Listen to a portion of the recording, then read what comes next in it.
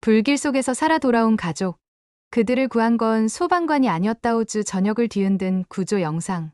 전 세계가 충격에 빠졌다. 하이까지 걸어 나왔다. 이건 단순한 생존이 아니라 기술의 승리였다. 사고는 순식간이었습니다. 5대가 충돌하고 차량 전체에 불이 번졌습니다.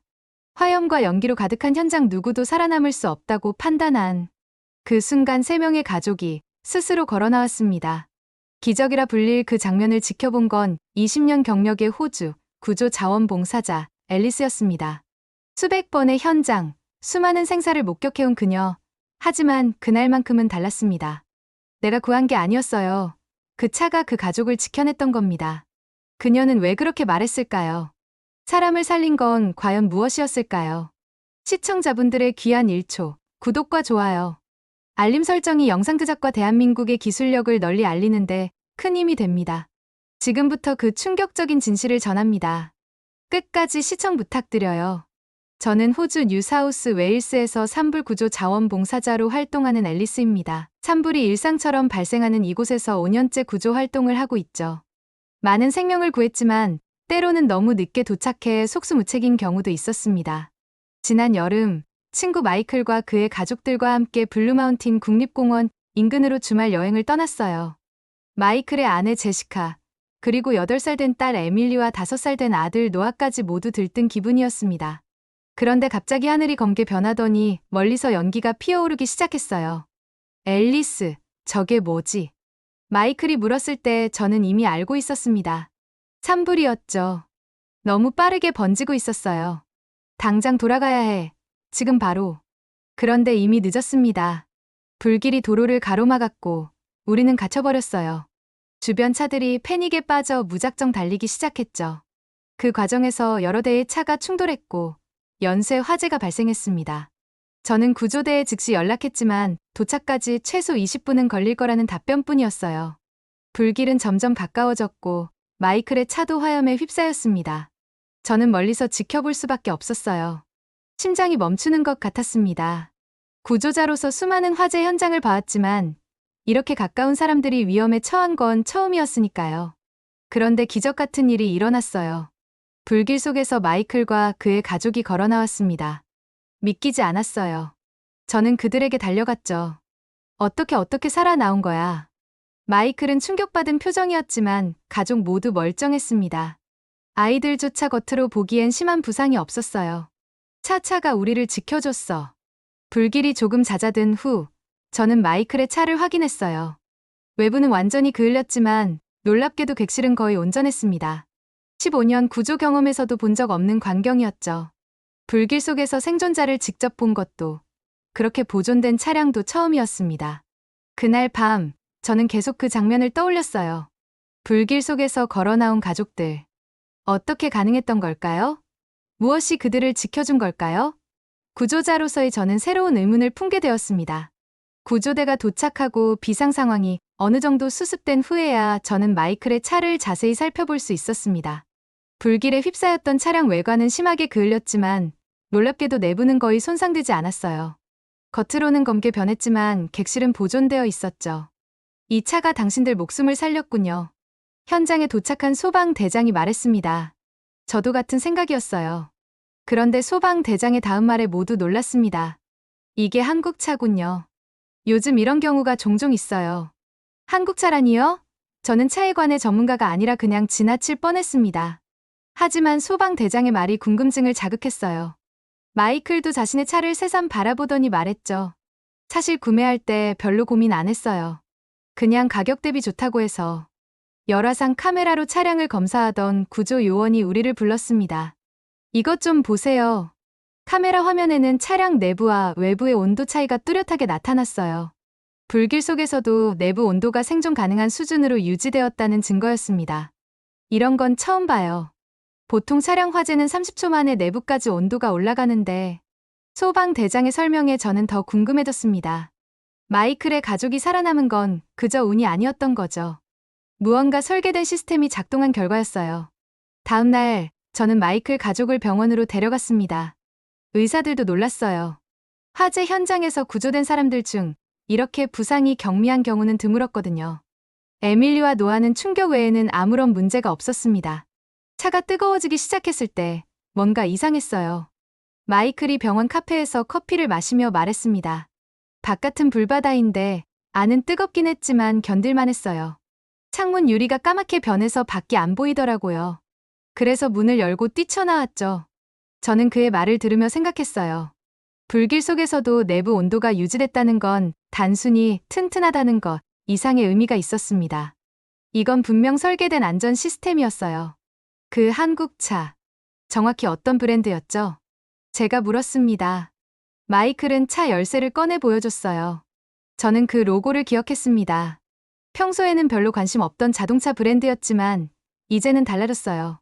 그날 밤 인터넷으로 그 자동차 회사에 대해 찾아보기 시작했습니다. 처음엔 단순한 호기심이었어요. 하지만 금방 더 깊은 질문들이 떠올랐죠. 어떻게 불길 속에서도 내부 온도가 유지될 수 있었을까? 어떤 기술이 이 가족의 목숨을 구했을까? 그리고 가장 중요한 질문, 왜 다른 차들은 그렇지 못했을까? 저는 구조 자원봉사자로서 이 질문들의 답을 찾고 싶었습니다. 단순한 호기심을 넘어 더 많은 생명을 구할 수 있는 방법을 알고 싶었어요. 그 사건 이후로 저는 한국차에 대한 정보를 찾기 시작했습니다. 처음에는 인터넷에서 기사를 읽고 리뷰를 찾아보는 정도였죠. 하지만 곧 단순한 호기심이 진지한 조사로 발전했어요. 제 구조대 동료들도 이 이야기에 관심을 보였습니다. 세이프존이라는 개념이 있다더군.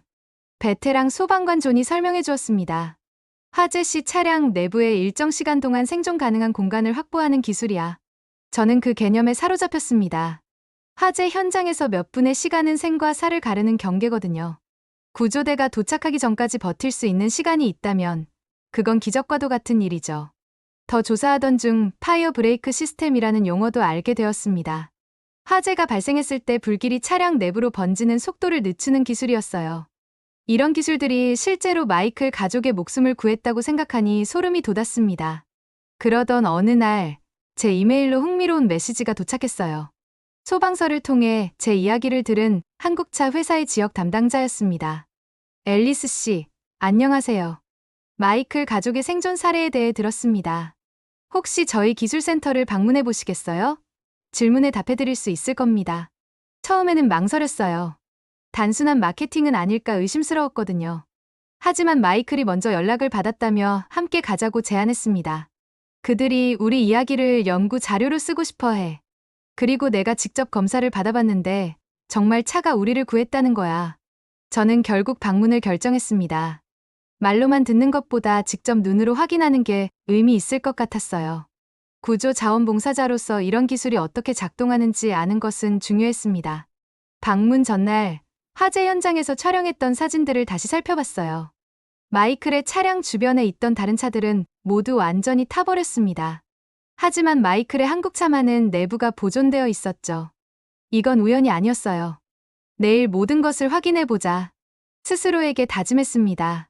저는 이미 수많은 화재 현장에서 목숨을 잃은 사람들을 봐왔어요.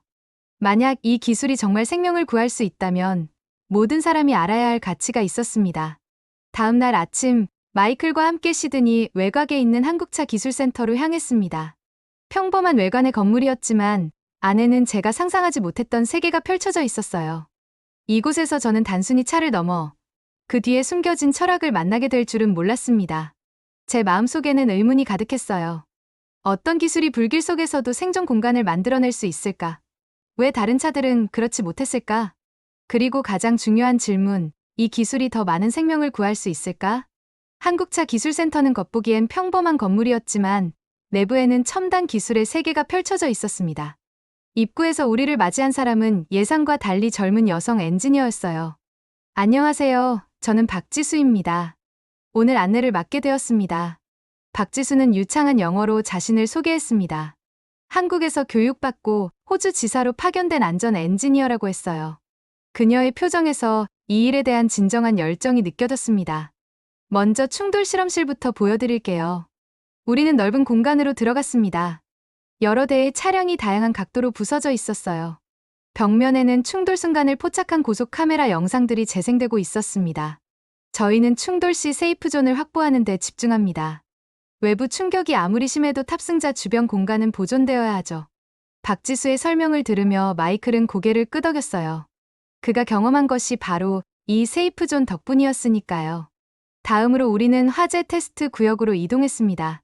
박지수는 비디오를 보여주었어요. 한 차량이 화염에 완전히 휩싸인 상태였죠. 이건 실제 조건을 재현한 테스트입니다. 외부 온도가 800도까지 올라가도 내부는 5분 이상 60도 이하로 유지됩니다. 그 말에 저는 깜짝 놀랐어요. 5분이면 구조대가 도착하기에 충분한 시간이네요. 박지수는 미소를 지었습니다. 그게 바로 저희 목표예요. 구조대가 도착하기 전까지의 5분을 기술로 버티는 거죠. 그녀의 말에 제 가슴이 뭉클해졌습니다. 저는 구조 활동을 하면서 그 5분의 중요성을 누구보다 잘 알고 있었거든요. 5분의 차이가 생과 사를 가르는 경우를 수없이 봐왔습니다. 이건 단순한 마케팅이 아니군요. 제가 말했습니다. 박지수는 진지한 표정으로 고개를 끄덕였어요. 저희에게 자동차는 단순한 이동수단이 아닙니다. 가족을 지키는 마지막 보루죠. 그때 마이클이 물었습니다. 근데 다른 회사들도 이런 기술을 가지고 있지 않나요? 박지수는 잠시 생각하더니 대답했습니다. 모든 회사가 안전을 중요시합니다. 하지만 저희는 이걸 최우선으로 생각해요. 한국은 전쟁을 겪었고 많은 재난을 경험했죠. 그래서 생존에 대한 철학이 남다릅니다. 우리는 이어서 재료 연구실로 이동했어요. 그곳에서 특수 소재로 만든 차체 패널과 내화 재료들을 직접 볼 수 있었습니다. 놀라웠던 건 이 모든 기술이 당연한 표준이 아니라는 점이었어요. 이런 안전기술에 비용이 많이 들 텐데 그래도 적용하나요? 제가 물었습니다. 박지수의 대답은 단호했어요. 물론이죠. 안전에는 타협이 없습니다. 그날 기술센터를 나오면서 저는 단순히 자동차의 기술이 아닌 그 뒤에 숨겨진 철학을 보게 되었습니다. 이건 제품을 만드는 것이 아니라 생명을 지키는 일이었어요. 그리고 그런 생각이 마이클 가족의 목숨을 구했다는 사실이 가슴 깊이 와닿았습니다. 기술센터 방문 이후 저는 더 많은 정보를 찾아보기 시작했습니다. 안전기술의 차이가 실제로 어떤 결과를 가져오는지 알고 싶었어요. 그러던 중 충격적인 뉴스 기사를 발견했습니다. 러시아에서 있었던 차량 화재 사고였죠. 2주 전 러시아 모스크바 외곽에서 SUV 차량 화재 발생, 4세 아이 사망. 제목만으로도 가슴이 무너졌습니다. 기사를 자세히 읽어보니 상황이 마이클 가족의 사고와 너무 비슷했어요. 빠르게 번진 화재, 차 안에 갇힌 가족. 그러나 결과는 완전히 달랐습니다. 다음 날, 저는 박지수에게 연락했어요. 러시아 사고에 대해 들어보셨나요? 왜 이런 차이가 생긴 걸까요? 박지수는 잠시 침묵했습니다. 그리고 다시 기술센터로 저를 초대했어요. 이번에는 더 진지한 분위기였습니다. 저희도 그 사고를 분석했어요. 박지수는 두 차량의 데이터를 비교한 자료를 보여주었습니다. 한국차 내부는 화재 발생 후에도 약 8분간 생존 가능한 온도를 유지합니다. 반면 러시아 사고 차량은 1분 30초 만에 내부 온도가 치명적 수준으로 올라갔어요. 그 차이가 한 아이의 생명을 앗아갔다는 사실에 가슴이 아팠습니다. 6분 30초의 차이. 그 시간이 생사를 갈랐다는 거죠. 이런 차이가 왜 있는 건가요? 제가 물었습니다. 박지수의 설명은 기술적이었지만 명확했어요. 내화벽 설계, 특수 단열재, 유해가스 차단 시스템 등의 차이입니다. 무엇보다 이런 기술을 기본으로 적용하느냐의 문제죠. 저는 그 순간 뭔가 가슴 깊은 곳이 흔들리는 걸 느꼈습니다. 구조 자원봉사자로서 늘 생명을 구하려 노력해왔지만 이런 차이를 몰랐다는 사실이 부끄러웠어요. 왜 이런 기술이 모든 차에 적용되지 않는 거죠? 박지수는 한숨을 쉬었습니다. 비용 문제도 있고 무엇보다 사람들이 이런 차이를 모르니까요. 대부분 차를 고를 때 안전보다 디자인이나 성능을 먼저 생각하잖아요. 그 말이 가슴에 와 닿았습니다. 저도 차를 살 때 안전 기술을 꼼꼼히 확인한 적은 없었으니까요. 만약 러시아 가족이 이런 차를 타고 있었다면 말을 끝맺지 못했습니다. 박지수는 조용히 고개를 끄덕였어요. 그래서 저희가 이 일을 하는 거예요.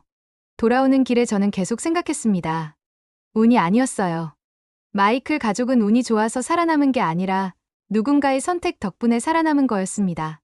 그 차를 설계한 엔지니어들, 안전을 최우선으로 생각한 기업의 결정, 그리고 우연히 그 차를 선택한 마이클의 결정. 그날 밤, 저는 결심했습니다. 이런 차이를 많은 사람들에게 알려야겠다고요. 생명은 운이 아니라 선택으로 지켜질 수 있다는 사실을. 구조 활동만으로는 충분하지 않았습니다. 사고가 일어나기 전에 더 안전한 선택을 할 수 있도록 돕는 것도 중요했어요. 다음 날 아침, 저는 지역 방송국에 연락했습니다. 마이클 가족의 이야기와 러시아 사고를 비교한 내용을 알리고 싶다고요. 처음으로 저는 구조자가 아닌 전달자가 되기로 했습니다. 제 이야기는 생각보다 빠르게 퍼져나갔습니다. 지역 방송국에서 처음 보도된 후 대형 방송사에서도 관심을 보이기 시작했어요. 마이클 가족의 생존 이야기와 러시아에서 일어난 비극적인 사고를 비교한 다큐멘터리가 제작되었습니다. 불 속에서 살아남기 6분의 차이. 다큐멘터리는 두 사고의 상황을 재현하고 차량 내부 온도 변화와 생존 가능 시간을 과학적으로 분석했어요. 전문가들의 인터뷰도 포함되었죠. 시청자들의 반응은 엄청났습니다. 이런 차이가 있는 줄 몰랐어요. 차를 고를 때 가장 중요한 건 안전이라는 걸 깨달았어요. 왜 이런 정보가 널리 알려지지 않았을까요? 댓글들이 쏟아졌습니다. 사람들이 자동차를 바라보는 시선이 바뀌기 시작한 거예요. 저도 인터뷰에 출연해 직접 목격한 상황을 설명했습니다. 저는 15년간 구조 활동을 해왔지만 이런 차이가 있다는 걸 몰랐어요. 불이 나면 모든 차가 똑같이 타버린다고 생각했죠. 하지만 아니었습니다. 다큐멘터리는 여러 나라에서 방영되었고 소셜미디어를 통해 전 세계로 퍼져나왔어요. 한국 차에 대한 관심도 폭발적으로 증가했습니다.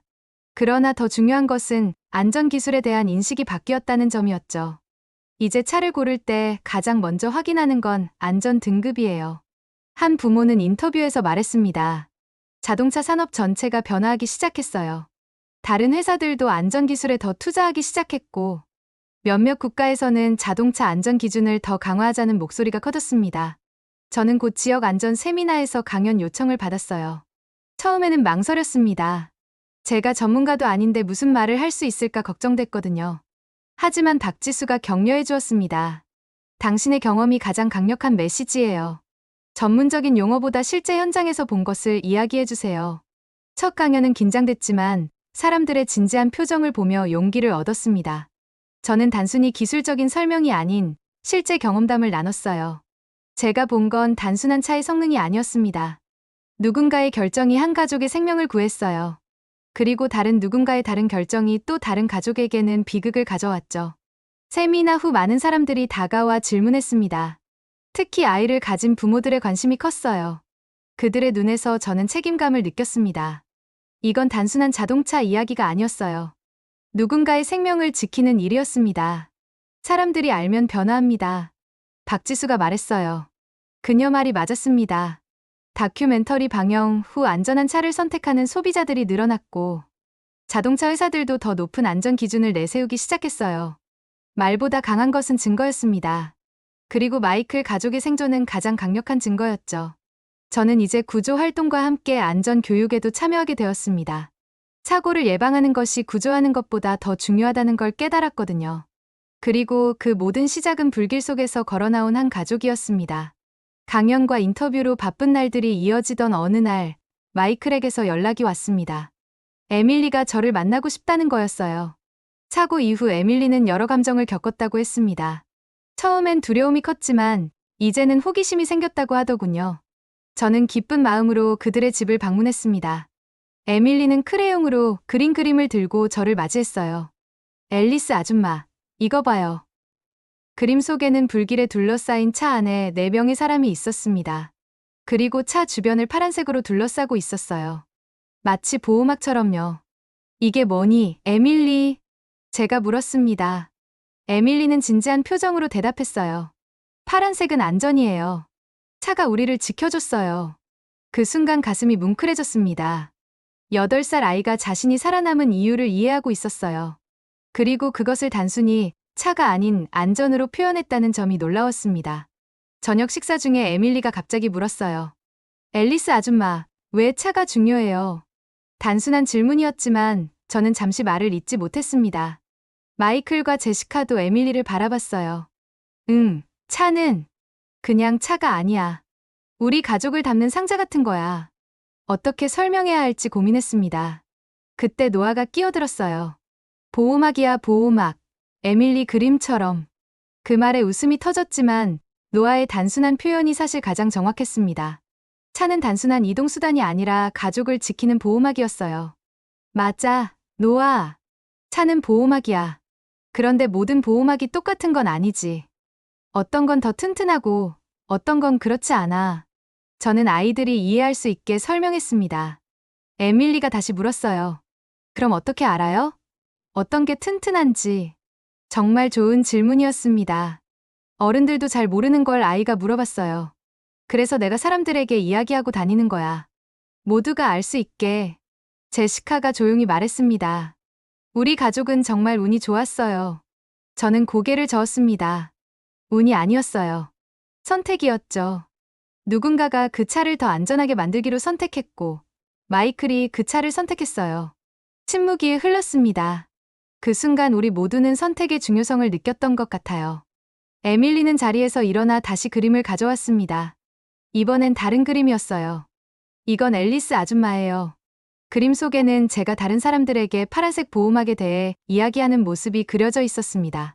사람들 위로 전구처럼 생각 풍선이 떠 있었어요. 이건 사람들이 알게 되었다는 뜻이에요. 에밀리의 설명에 눈시울이 붉어졌습니다. 아이의 눈으로 본 제 활동은 단순했습니다. 모르는 사람들에게 알려주는 것. 그게 전부였어요. 하지만 그 단순한 행동이 다른 누군가의 생명을 구할 수도 있다는 사실이 가슴에 와닿았습니다. 그날 밤, 에밀리와 노아를 재우고 마이클과 제시카와 함께 차 한 잔을 나눴습니다. 우리는 그날의 사고에 대해, 그리고 그 이후 변화된 삶에 대해 이야기했어요. 앨리스, 당신이 이 일을 하는 건 정말 중요해요. 마이클이 진지하게 말했습니다. 기술보다 더 중요한 건 그 기술을 믿고 맡길 수 있는 이유죠. 당신이 그 이유를 사람들에게 알려주고 있어요. 그 말이 제 마음에 깊이 남았습니다. 저는 단순히 한국차의 안전성을 알리는 게 아니었어요. 생명을 지키는 선택의 중요성을 알리는 일을 하고 있었습니다. 그 사건 이후로 1년이 지났습니다. 저는 여전히 구조 자원봉사자로 활동하고 있지만 많은 것이 달라졌어요.